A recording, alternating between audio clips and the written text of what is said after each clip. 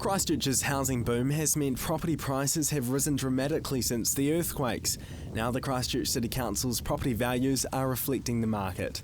The revaluation was originally planned for 2010. It was postponed due to the earthquakes. The city's total rating value has increased by $9 billion. It's now sitting at $84 billion.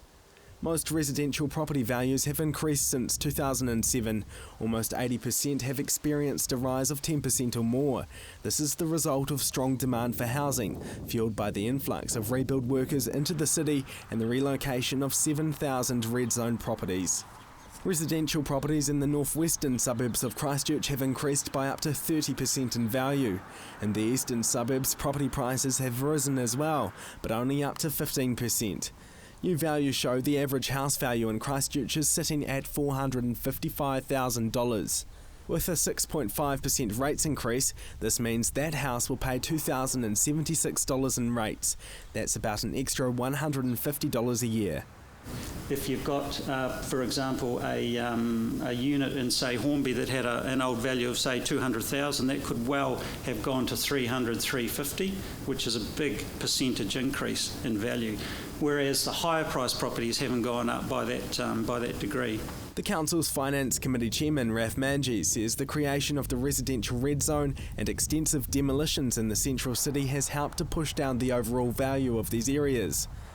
Commercial land values have fallen sharply in the central city, as much as 50%.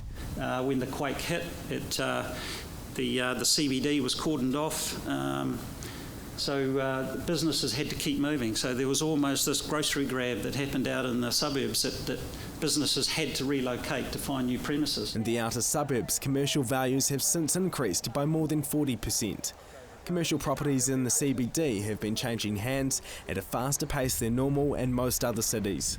I don't think I've ever been involved in a revaluation of a CBD that's had so much market evidence. We've just got sales for Africa in the CBD because there's so much vacant land, obviously. But the Christchurch City Council isn't taking earthquake damage into account in its valuations. The figures are based on the assumption that a property has been or will be repaired to its pre-quake state.